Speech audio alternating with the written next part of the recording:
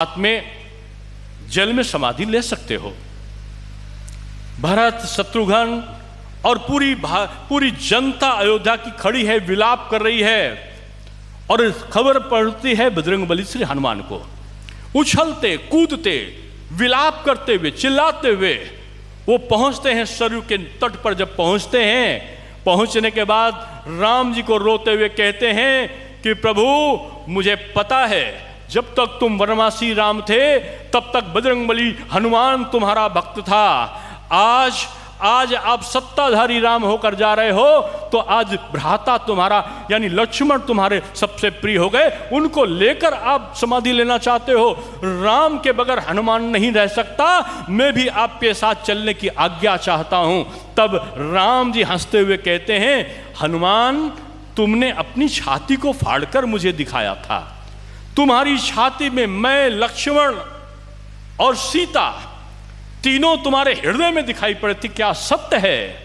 बजरंगबली कहते हैं प्रभु सत्य है, कहो तो अभी छाती फाड़कर फिर से दिखा दूं। राम जी कहते हैं मैं यही तो कह रहा हूं कि अगर तुम चाहते हो कि इस पृथ्वी पर तुम्हारे राम, सीता, लक्ष्मण जीवंत भाव में इस पृथ्वी का लोग कल्याण करते रहें तो तुम्हें जीवित रहना होगा।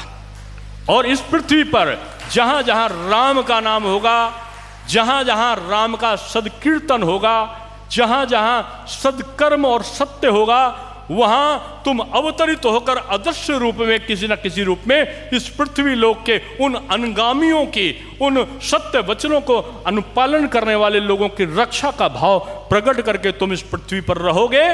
ये बजरंगबली को आशीर्वाद देकर वो जाते हैं और कहते हैं कि तब से चिरंजीवी भाव में बजरंगबली विचरण करते हैं।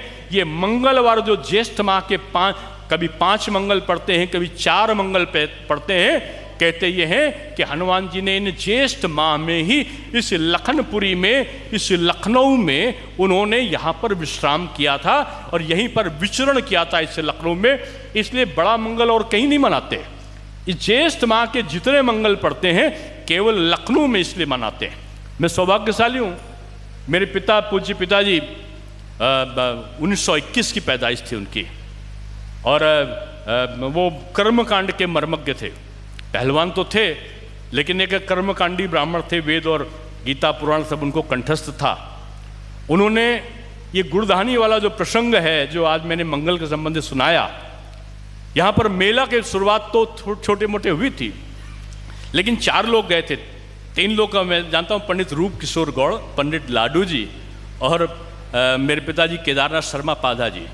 उन्होंने संभवतः 48 या 49 में अलीगंज में बहुत बड़े स्तर पर उन्होंने गुड़धानी वितरण का, ये चारों मंगल को गुड़धानी वितरण का आयोजन किया था।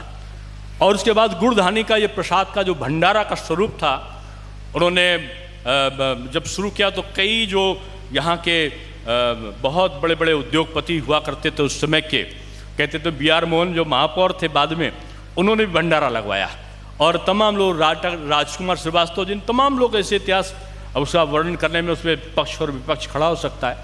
लेकिन गुड़धानी का जो स्वरूप था जो नवाबों के समय पे भी शुरू हुआ था, उसके पहले भी आता है कि बजरंगबली श्री हनुमान जी, जैसा आपने बताया प्रपन्नाचार्य जी महाराज ने, कि त्रेता युग से ये हनुमान बाड़ी के रूप में था। इसलिए ये तो ये भी है कि नवाबों के समय वो प्रचलन जारी रखा, ये कह सकते हैं। लेकिन प्रारंभ हुआ ये पहले से है, प्रारंभ उसका स्वरूप बदलता गया। कभी भोजन देने की व्यवस्था थी, कहीं बजरंगबली को भोग लगाने की व्यवस्था थी। मैं जब महापौर बना तो मैंने एक निर्णय कर लिया था 51 किलो का जो बजरंगबली का लड्डू है वो 51 किलो लगा के हम लोग नगर निगम की तरफ से, यानी महापौर को कहते थे फादर ऑफ सिटी, नगर पिता।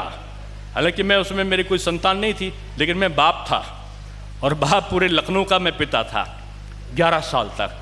तो 11 साल तक मैंने बजरंगबली का वहाँ पर वो कराया और प्रभु की इच्छा देखो कि उसी के सामने एक कब्जा था और जब मैंने कब्जे को हटवाया तो अचानक ही मुझे स्मरण आया कि यहाँ पे भगवान का भजन कीर्तन होना चाहिए मंगल को, जो बड़ा मंगल है, 4-5 में एक मंगल तो हो।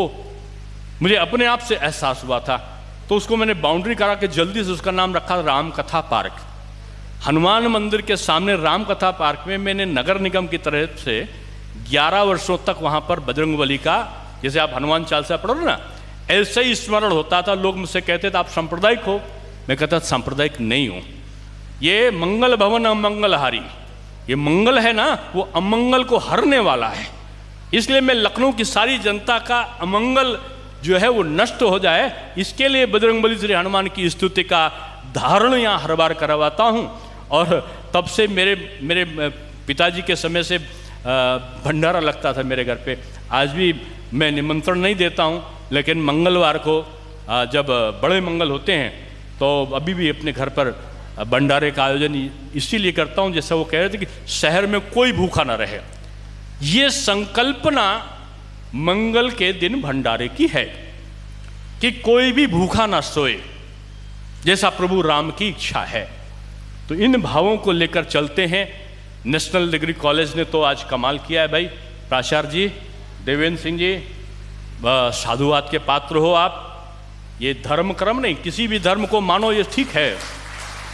अगर दूसरे धर्म की अच्छी चीज़ें उनको भी मानना है हमको, लेकिन बजरंगबली हनुमान जी को आप कभी एक प्रबंध मैनेजमेंट के स्टूडेंट्स को, आप जो बीबीए कर रहे हैं, जो एमबीए कर रहे हैं, उनको बजरंगबली एक प्रबंधक के रूप में इस विषय पर उनको पढ़ाओ। और देखो मैनेजमेंट सिस्टम कैसे अच्छा था उस समय। हनुमान जी कहते ना कि हनुमान जी कौन पार करके जाए उसको लंका जाए, तो दो ही लोग सजा सकते थे, एक अक्षय कुमार, वो एक अंगद, और दूसरा बजरंगबली हनुमान। लेकिन अंगद को श्राप था गुरु का। रावण का पुत्र अक्षय कुमार और अंगद दोनों एक गुरु के शिष्य थे।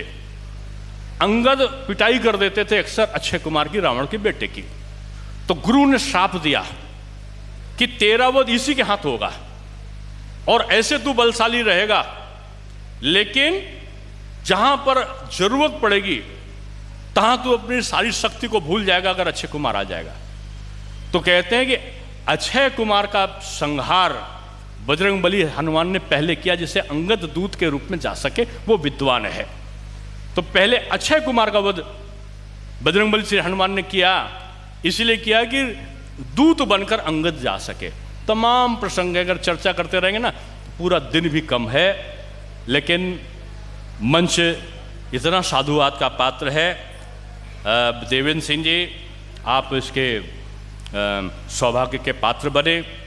स्वामी सौमित्री प्रपन्नाचार्य जी महाराज, साक्षात युवाओं की प्रेरणा के लिए विवेकानंद जी का तुलना तो नहीं करूँगा, लेकिन विवेकानंद भाव लेकर जो यहाँ पर भ्रमण करते हैं, ऐसे पवित्र व्यक्तित्व का सानिध्य मुझे आज प्राप्त हुआ। आदरणीय गणेश तामुकार जी ऐसे अभिभावक का, कि इनका संस्कार भारती में जो योगदान था, मैंने केवल नाम सुना था, आपका सानिध्य तो प्राप्त किया था। आप भी साक्षात संत पुरुष से कम नहीं हैं, आपका सानिध्य मुझे मिला।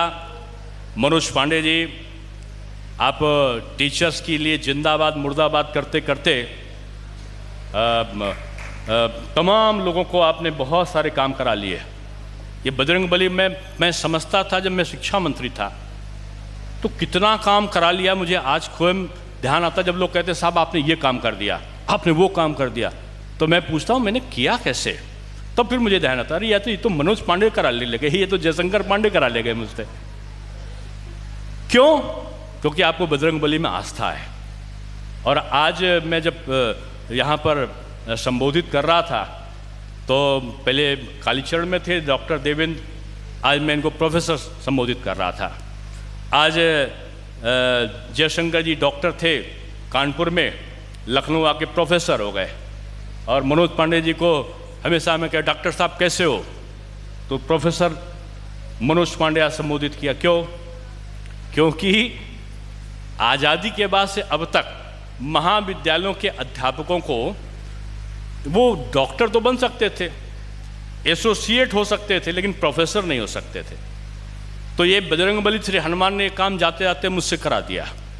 और ये हनुमान जी के दूतों के द्वारा, जयशंकर जी कमेटी के मेंबर थे और मनोज पांडे जी उसके लिए मुझे प्रताड़ित करते रहते थे, तो उसके कारण ये आज कितने सारे प्रोफेसर दिखाई पड़ रहे हैं और कितने सारे जो आचार्य जो हैं कमीशन से सेलेक्ट हुए थे। पहले कोई सेलेक्ट नहीं होता था, तमाम जगह पे प्रिंसिपल ही नहीं थे पूरे, वो आधे अधूरे प्रिंसिपल होते थे। अब आयोग से सेलेक्ट होकर सारी जगह प्रिंसिपल पहुँचे। तो मैं कहूँगा कि शिक्षा में सुधार का एक नया क्रम शुरू हुआ। बजरंगबली श्री हनुमान आप सब पर कृपा करें और आप अपने परिवार के साथ इस समाज की समृद्धि में सहायक बन सकें। मेरे साथ विद्यार्थी लोग हो, मुझे तो आशंका थी कि इन छात्रों को बैठाल दिया है, ये बेचारे आज के हाय हेलो वाले लोग, ये बजरंगबली श्री हनुमान को तो केवल इम्तहान में जब एग्ज़ाम आता है तो आप देखो कि अब आज के जीन्स और टाई पहनने वाले लोग आपको कभी दिखाई नहीं पड़ेंगे। और दिखाई कब पड़ेंगे? जब इम्तहान आ रहा होगा तो सुबह सुबह घर से निकलेंगे, माता जी कहेंगे दही माछी, टिक्का लगा के जब निकलेंगे, जय हनुमान ज्ञान गुण सागर जय कपीस उन लोग को जाकर करते करते बजरंगबली हनुमान बेचारे समझते हैं कि चलो साल में एक दिन आया, इम्तहान के पहले 3 बार झांक कर विद्यार्थी उनको प्रणाम करके जाता है। तो भैया आप लोगों को सुनाया इसलिए कि बजरंगबली को झांकना ना पड़े, अपने अंतर्मन में शक्ति आ जाए, इसलिए 2 मिनट की हनुमान चालीसा रोज पढ़ो। और ये गुरु मंत्र मुझे एक सन्यासी ने बताया। हम लोग बहुत जैसे कहीं तनाव में थे, एक मुझे सन्यासी मिल गए, मुझसे बोले डॉक्टर साहब आप रात को क्या करते हो? उनका भगवान को प्रणाम करके ही सोता हूँ, पूजा करके। बोले एक काम और क्या करो, आप तो अब गृहस्थ जीवन में आ गए हो। हमने कहा हाँ, मैं 2010 के बाद गृहस्थ जीवन में आया हूँ। बोले पति और पत्नी साथ को एक काम जरूर किया करो कि हनुमान चालीसा पढ़ के तब सोया करो, आपको देखो नींद कैसे आती।